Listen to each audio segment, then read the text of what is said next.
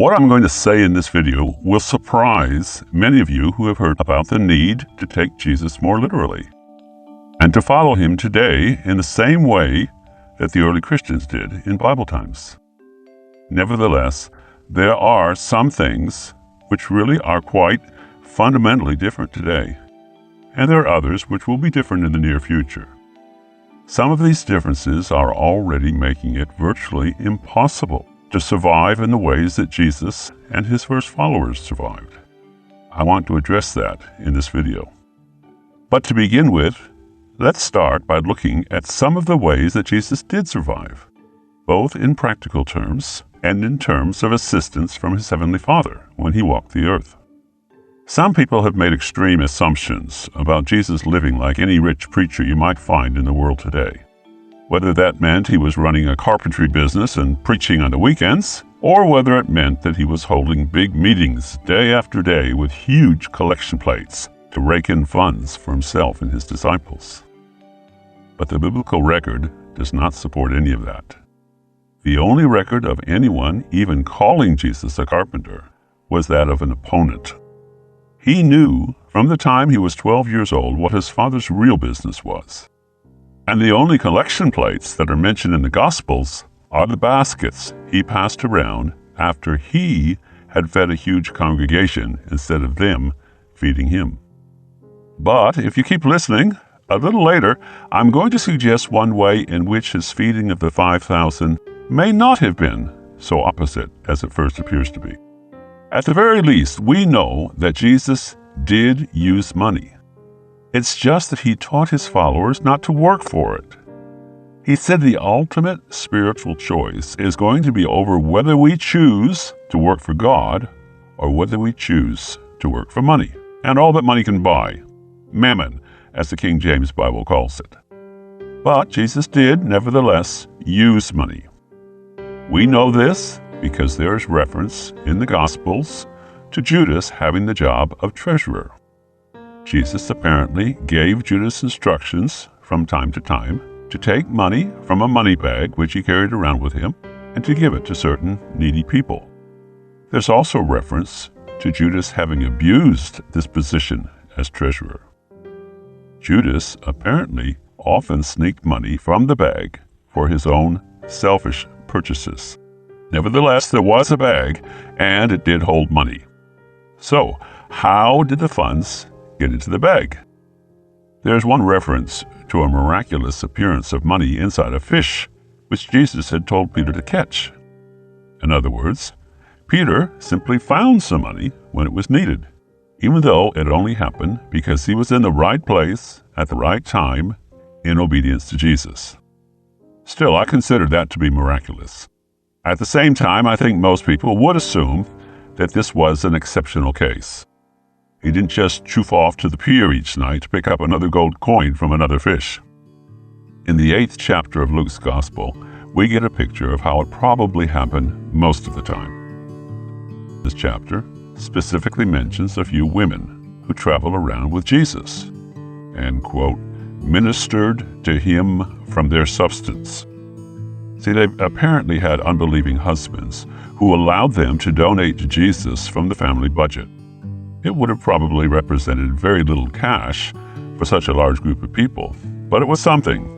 And if these women supported what Jesus did, there may have been others. There's no mention of Jesus fundraising or taking a collection, but there must have been people who simply volunteered things, like food and clothes, if not money.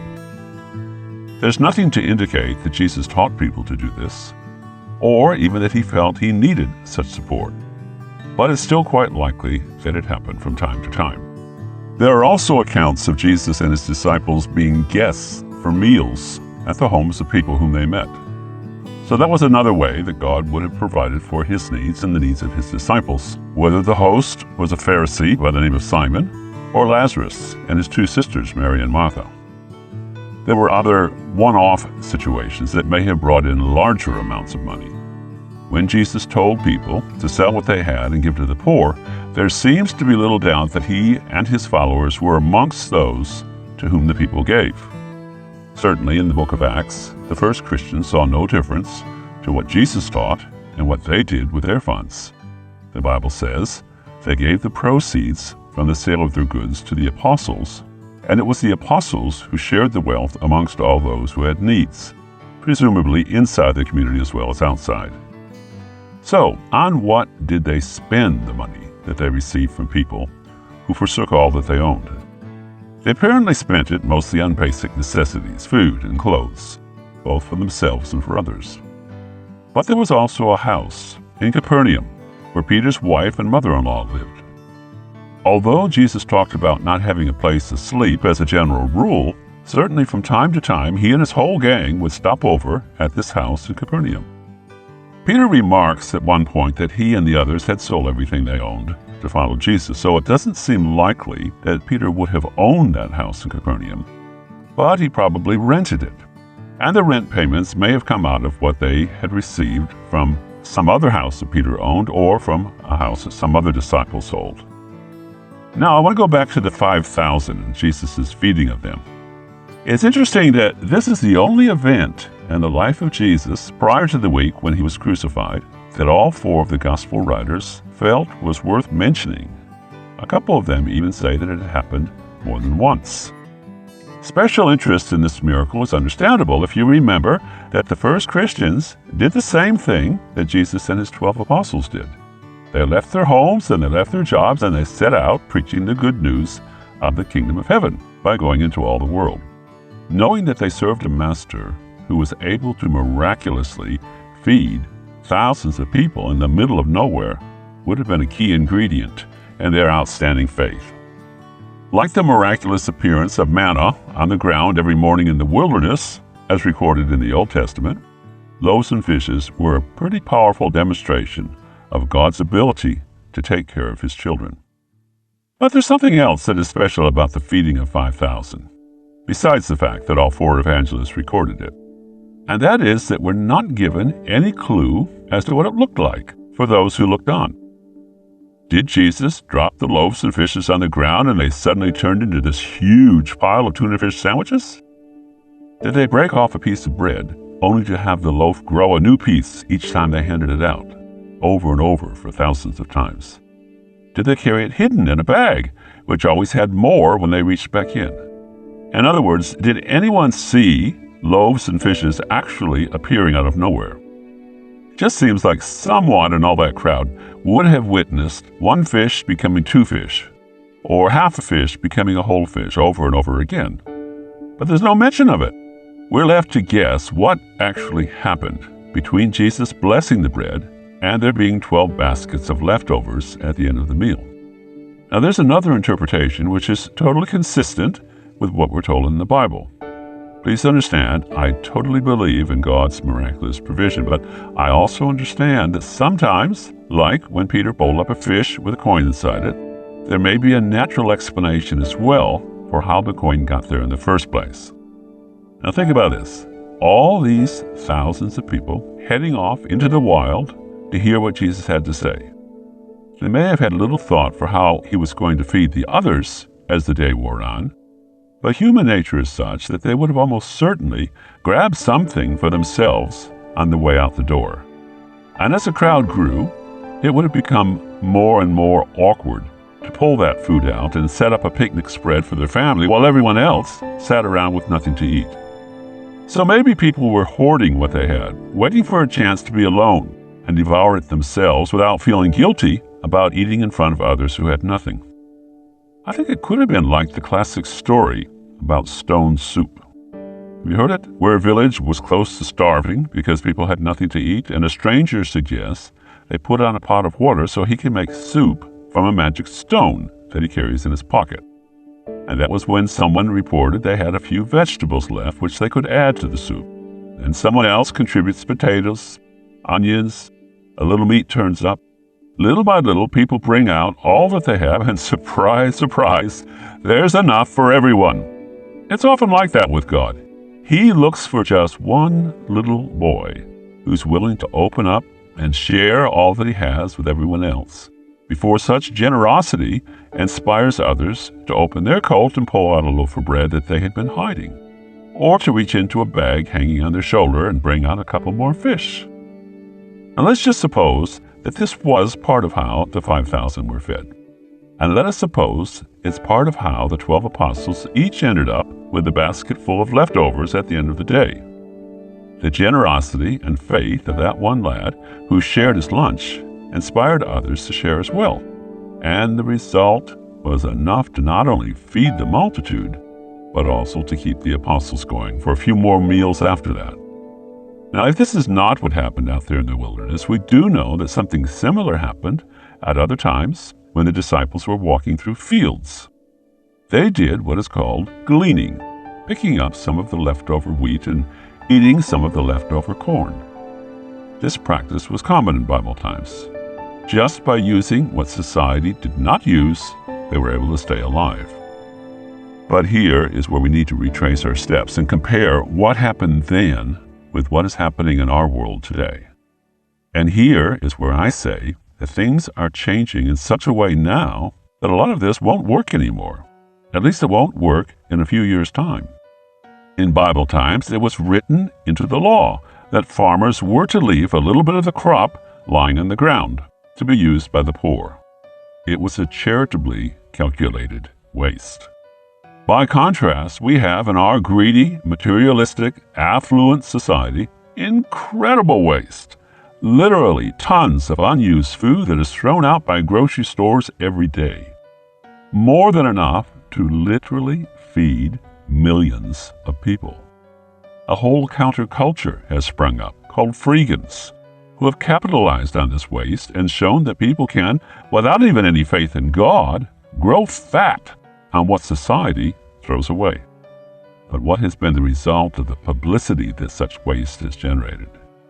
Grocery stores everywhere are now locking their bins, poisoning the food, employing guards, and installing huge, incredibly expensive trash compactors, which will crush the food before it ever reaches the public eye. Why should anyone be allowed to get food for free when the markets exist for the express purpose of making a profit out of your hunger? Some of us are still able to live, and to live quite well, off the waste that is not locked away yet. But it is getting harder in a greedy and a corrupt world. And there are other developments which would offer a greater challenge to Jesus and his little band of ruffians today. Regulations make it almost criminal to help the poor in some places, with so-called health regulations being used as an excuse for corporate bosses to restrict charity to a very short list of officially recognized agencies. All around the world, whole countries are starting to go cashless, so that someone walking down the street now is incapable of handing a coin to a beggar anymore.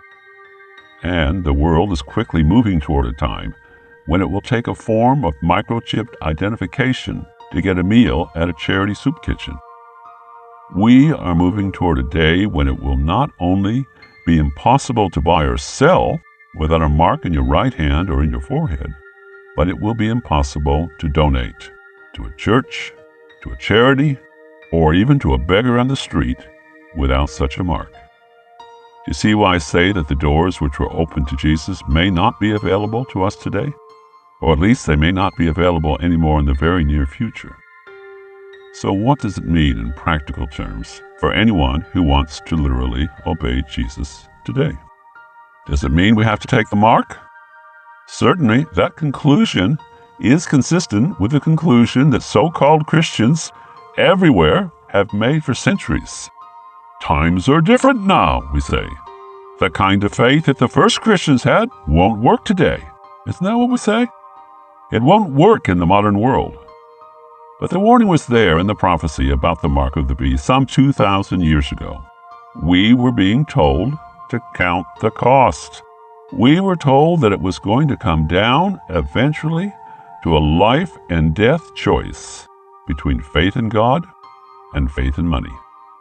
Jesus didn't say, sell what you have and come live in a big house like me. He didn't say, quit your job and come feast with me. Sure, some of these things were there, and some are still there today. Jesus was famous for having feasted at times, but he said it would not last forever. There would come a time, he said, when we will fast, of necessity. The bottom line in what Jesus said to would-be followers in Luke 14 was this: whoever does not take up his cross and deny himself, forsaking his own life even, is not worthy of me. The cross, brothers and sisters, the cross. It's what he asks us to take up. Do you know what that means? Have you counted that cost? Paul called it the foolishness of preaching the cross. Jesus said that he lived in a spiritually green tree by comparison to what it is like today. But even in that green tree, he was crucified. 10 of his 12 disciples were martyred for their faith.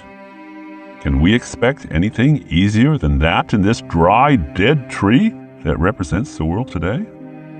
Are we to be carried to the skies on flowery beds of ease, while others fought to win the prize and sailed through stormy seas? Take up your cross. What does it mean? It may mean starving to death. But for some of us, we're finding that we can reach the lost in a way that we never could have before, just by stepping out now, before the mark comes, and living as thousands of early Christians did, taking advantage of the waste in a decadent world, for as long as the door remains open, in order to preach the gospel in all the world as Jesus has told us to do. And then, he promised, the end shall come. Come with us. Discover the blessed presence of God, not only in his daily provision, but in his comfort and hope of a better life when our end comes in this world. Gleaning may be cut off. Donations may be restricted to servants of the Antichrist. Generosity may dry up. But one way or another, God will provide for his people if we'll step out now and learn to trust him while it's still relatively easy to do so. The Bible tells us that some of us will be provided for miraculously in the wilderness, like the children of Israel were, and like the multitudes whom he fed with loaves and fishes were. But the Bible also tells us that many more of us will die, possibly because we're sick or injured but without medical treatment, possibly starving to death, possibly freezing to death, possibly executed by an evil regime. His miraculous provision will be there for some, but according to the revelation itself, it will not be there for most of us. Nevertheless, white robes will be given to all of them as God sorts out his saints, dividing his obedient sheep from the rebellious goats. Please contact us today if you want to be part of this mighty move of God in these last days of mankind's madness. Amen.